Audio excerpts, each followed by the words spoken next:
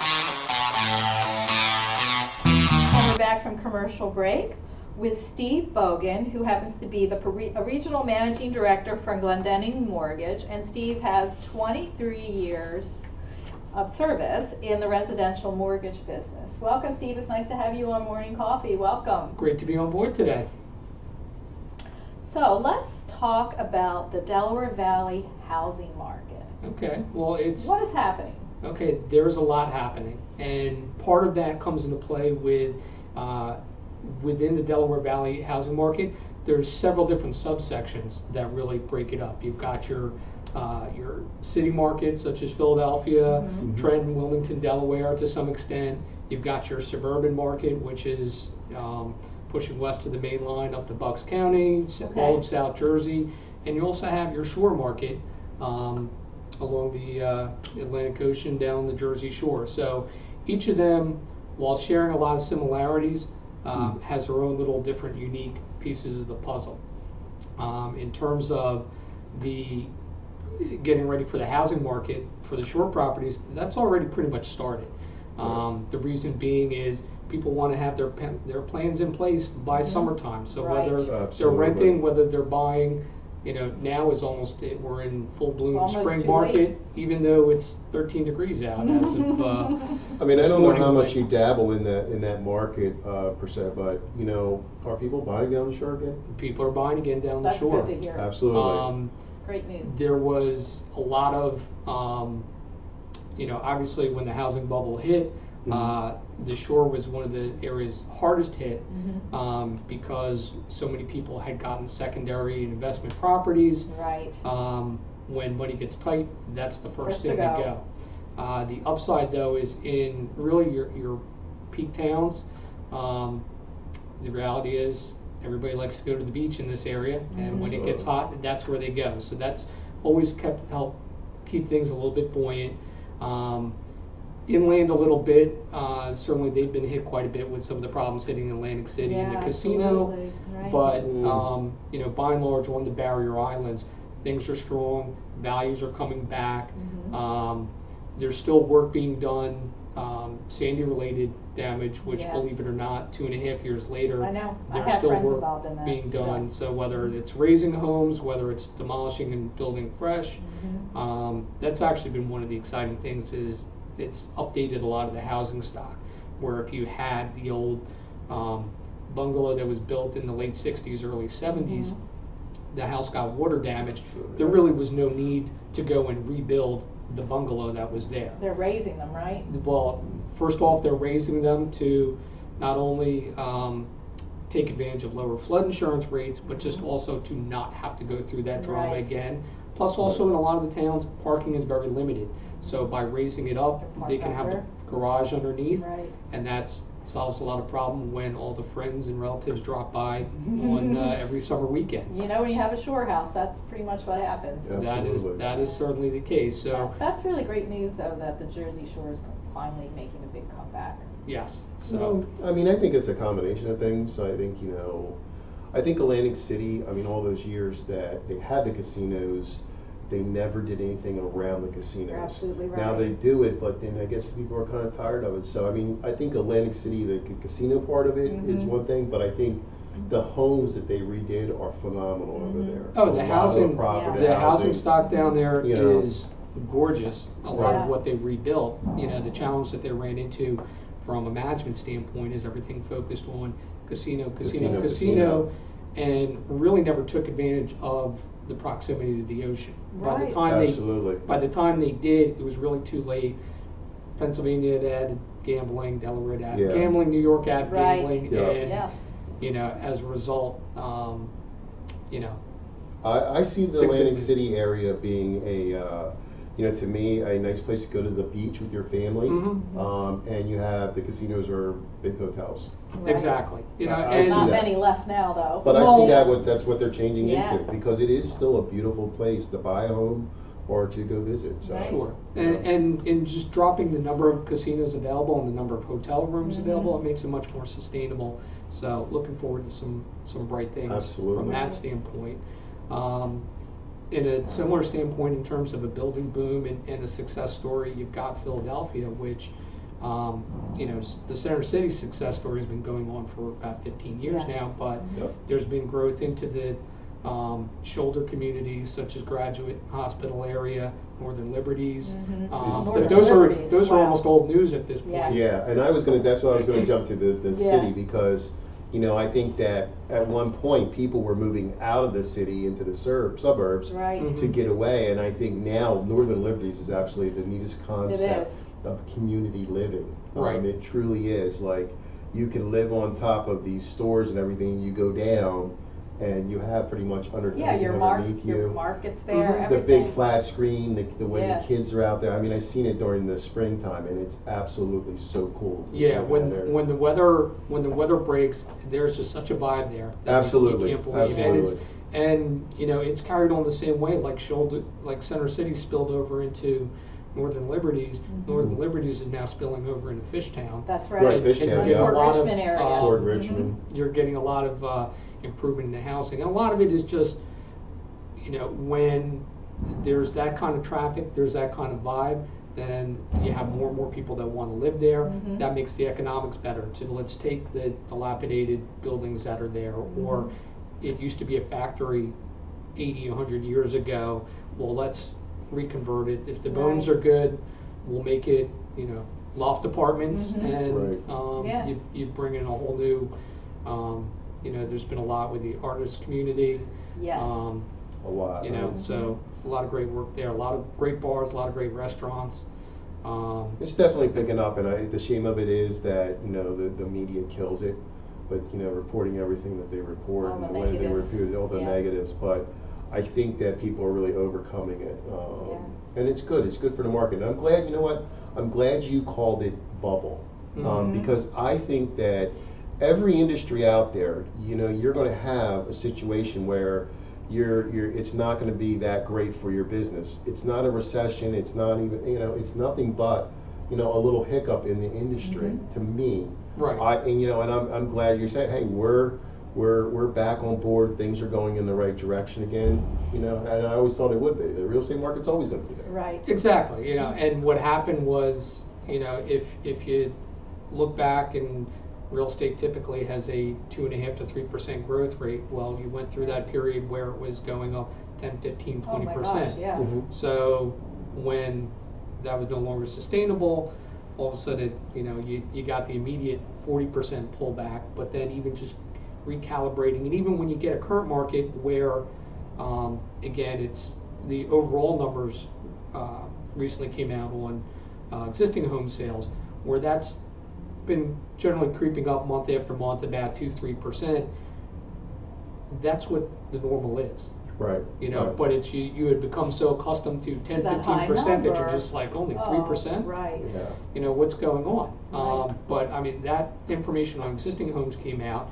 The number of units sold was down a little bit. However, January is historically a slow month anyway. Right. And the real positives seen out of it are the number of days on the market is steadily continuing to decrease, which means That's really that great. homes are selling more quickly when they do go on the market, and median home sales price, which half sold for more than that, half sold for less than that. Right. That number Right. is continuing to increase. That's good news. So, you know, I mean, as that becomes more stable, you have people who are considering, may Right. want to make a move, may want to downsize, may want to upscale, but if they have the feeling that they can't get out of the house what they want to get on the sales side, they're more reluctant to stay put. Right. Now, is there a cycle? Okay, so, you know, all right, so the city for a while, you know, I got, again, because of the media and everything, and then they started redoing things and making things better. People are flocking out of there. They're coming to the suburbs. Now, is the suburb real estate market going to change because people are seeing, oh, okay, you know, the city's getting better, it's doing things, I want to go back. You know, so is the suburb market going to change a little? The suburb market, you know, historically, Philadelphia's had a bit of a challenge, we'll say, with the school district. Oh, yeah. So you'll have the people will get the first time home, but when they get school-age children, they tend to move to the suburbs. Right. The one Gotcha. thing that has scaled back is with the growth in Philadelphia, a lot of the millennials, the core traditional people in your 20s, early 30s, they tend to want the city type environment. They want things in walking distance and not have to Yes. drive everywhere for anything. So what you're seeing as that's, even for people who are spilling out, they tend to be located more in communities that have good access to the trains in the center city. Gotcha. So, or at least good mass transportation options. So you're seeing less of the just endless sprawl that you Right. probably got 25, 30 years ago, Sure. where it was, let's just Lean the keep moving city, out yeah. for cheaper land, cheaper land, cheaper land. The people are rethinking it, and your historic core communities, your Haddonfield, your Collingswood, Morristown. some of the Morristown, exactly, are the ones who are seeing the first lift. Now, similarly, like we discussed in the city, your shoulder communities are going to spill out from that as well. And you've got people looking down, while it's not, you can't take the train, they're looking towards Gloucester Township, Washington Township, and Williamstown, Washington because it's just Oh my a gosh, straight that's run right down So many 42. people from Philly moved to Washington Yes. Township. I It mean, Yeah. became South Philly South. It I became know. exactly. And they'll tell you that too. Yes, they will. They will. I'm in Jersey land, but I'm a South Philly guy. It's, I Yeah, know. but there's even, there's development going on. It obviously less so in the suburban market. And the suburban market was hit a little bit with, particularly in New Jersey, some of the backlog from foreclosed properties. It's a time-consuming process to get that moving along Right. and to have banks get those off the books. But What is the average time on a foreclosure from the time of, for a from house to be on the market? a person to stop paying Yeah. to it's finally sold, it can take 5 to 7 years to go Wow. through the entire process, depending on how much the person that's living there wants to fight it. There's various different roadblocks that can be put in place, Wow. but it really has to go through a full legislative process, not legislative, but a full process versus out in the western part of the country, it tends to be more of an administrative, where it's Really? pretty much cut and dry. You're not paying, You're out. and the lender can take title much more quickly. That's why you've seen Nevada, California, Florida? and Florida to some extent, their ability to rebate. They had much severe of a bubble explosion Yes. than we did up in this area. However, they've been able to move beyond it much more quickly because They could process them quickly. exactly, you can move things through the system versus in New Jersey, whether it's a lot of the consumer protections that were put in place, which many of them rightfully so, but just all the steps in the process tend to lengthen the process. and I think the lender, they don't want to take back the homes. That's a process No. to me. No, I feel And that. they just have to do it all over again. Yeah, really. So I think a lot of there's a lot of programs out there for folks that they can do to get themselves straight. There's a Or lot stay of in their homes. stay in their Yeah. homes. I think the big thing is people look at lenders like I hate them, the banks. Yeah, evil bank. It's gonna put it's me out really of my not. house. There's a lot, Right. like you said, in New Jersey. There's a lot of stuff that you can do. I know a lot of friends that were in that situation and they went to the government programs and it helped them. Yeah, me too. These so- were friends that were downsized in their jobs or actually lost their jobs, homes, families, Yeah, it's tough. they were like a month or two away from a shelter. That's pretty scary. Yeah, it is pretty It can scary. happen. So, listen, I wanted after we're going to go to commercial break, but I want to come back and talk to you. You mentioned the school systems, but I want to talk about some other things. Why people, what they look for when they're, looking for a home. Absolutely. All right, we'll be back right after this commercial break. My name is Karonda Jones. I'm the owner of Kitty Academy of Mount Laurel, New Jersey. The 4 pillars of Life Essentials are developmentally appropriate curriculum, technology, health and fitness, and character education. They give great attention to each child, and my kids are happy at the end of the day. Academically, exposing them to the state curriculum early, he's getting the exposure with the alphabet and the numbers and reading and writing, so I'm really confident in him going to the next level. This year they did little pictures with the kids and they made like popsicle sticks and made their own frames and it had a little picture. They were holding a picture that said, "I love you, Daddy." And literally that morning I melted. everybody's friends here. Yeah, it's not like he comes home every day crying about the bully. It's like everyone's buddies. The worst part about Kitty Academy is trying to get my kids to come home at the end of the day. They have so much fun.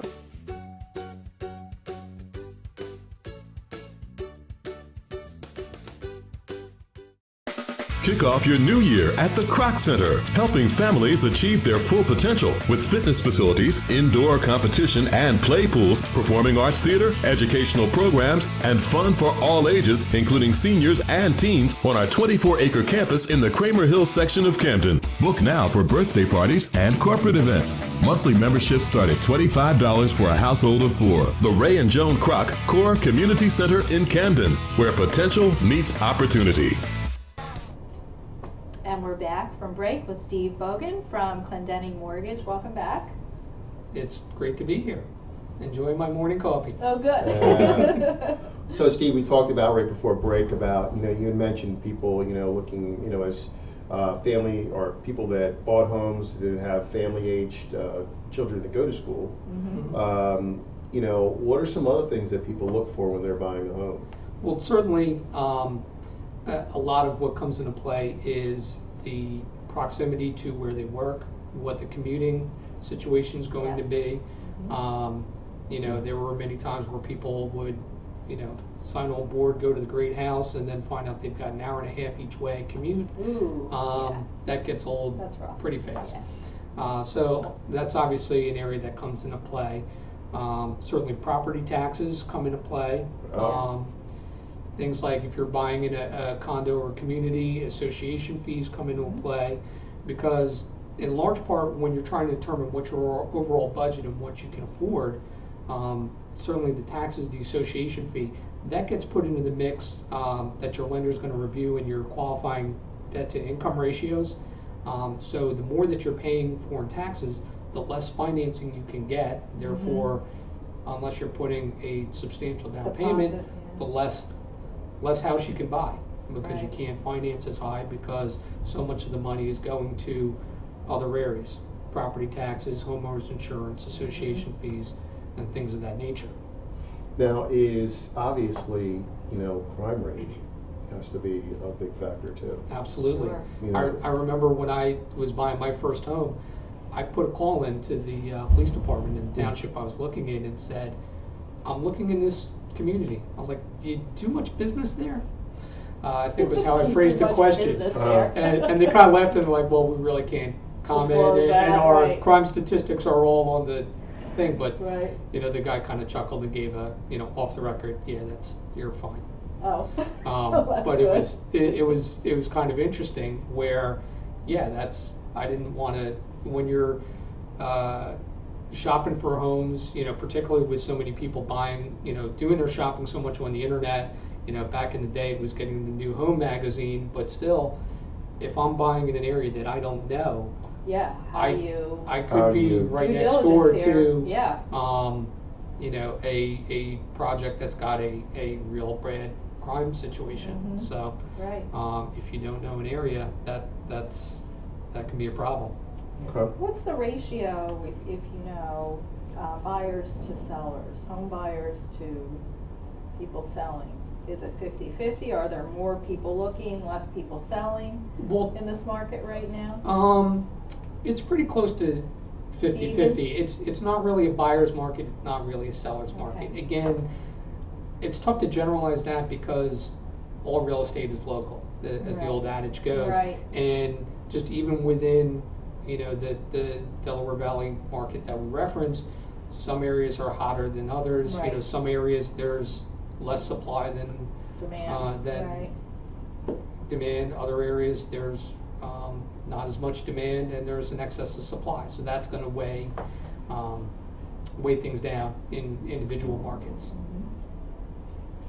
Yeah, that's interesting. Now we talked about we were talking about rates. We want to talk about rates. Let's talk about the current interest rates. Yeah. Mortgage rates are fantastic. There's been a lot That's good news. they are good, and it's currently conventional 30-year fixed rate mortgages are trading right around the 4s. You might do a little bit less, you might do a little bit more, but they're fantastic. When I got in the business, Back in the early 90s, we were in a huge refi boom, taking people from double-digit interest rates down into the low nines, upper eights. eights. Everybody was ecstatic. I was one of those. The lowest rates they'd seen in ages. Yeah.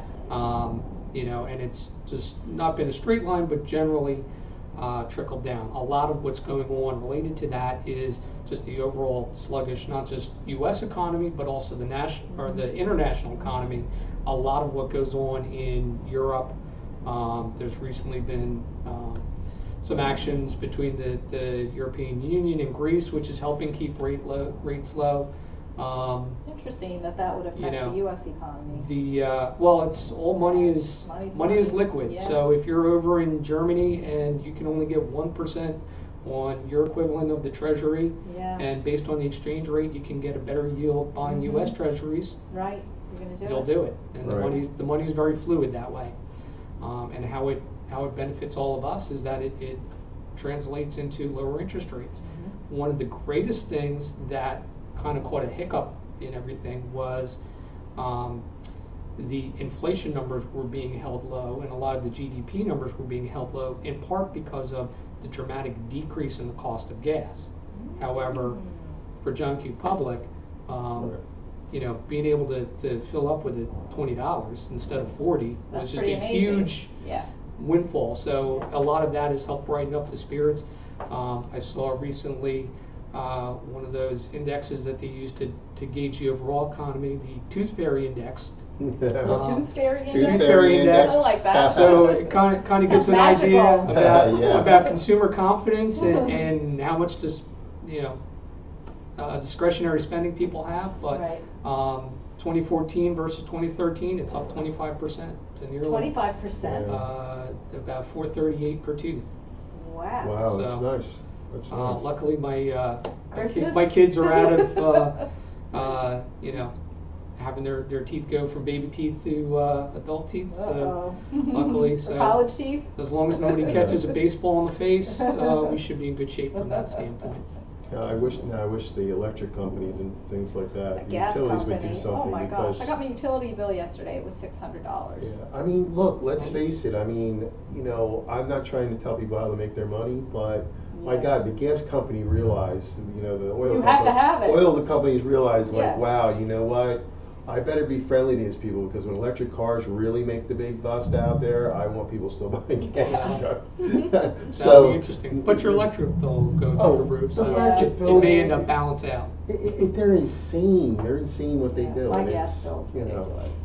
so. It's ridiculous. Steve, what kind of advice would you give someone who was planning to buy their first home? Okay, and that's a great question, and you know, it's really an area that needs a lot of exploration because you know, what's one of the most dangerous things? When you don't know what you don't know. So the first time home buyer, by and large, has never gone through this. Right. They may have seen as they were growing up, you know, some of the fallout and heard some horror stories about things going wrong. So there's a lot of different things that they should be aware of. The first thing that we always suggest and recommend is when you're going to speak with somebody about getting, you know, what you can buy. First off, unless you're planning on paying cash, you really probably want to talk with a mortgage lender Right. to have a better handle as to what programs are available, what you would qualify for, what you would be able to buy, what's all going to be encompassing with the process. And then in terms of how you select that lender, we always recommend that you get referrals from trusted people that you know. Right. I mean, if you're having work done on your house, do you go to the phone book or do you ask friends and reach out. neighbors who said, hey, I like what that guy did to your house, can I get his number? Right. You know, same with the car, you don't want to cheap out to get the littlest amount done and find yourself at the side of the road with a bigger problem. So similarly with a mortgage, shopping over the internet, you know, probably isn't the best route.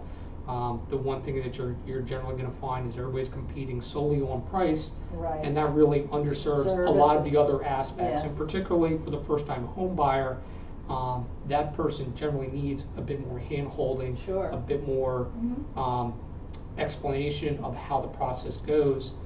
at the person who's offering the super low rate from 1,000 miles away really It's can't not there. deliver. They don't know the local market. Right. They don't know, there's so many issues that they're not aware of. They may be licensed to be able to deliver the product, but the key things that are important in terms of, helping select a realtor, finding a neighborhood, even I'm comparing these neighborhoods, well, that pizza place is great, that dry cleaner stinks. Right. The little things that you don't even think about, Yeah. but that somebody with local knowledge Knows. can help you to make you go through less pain in your life. Right, and is a more all- comfortable process. Is all Right. things of value, Right. So certainly, the first place you want to start is with people people you trust who may have gone through the process.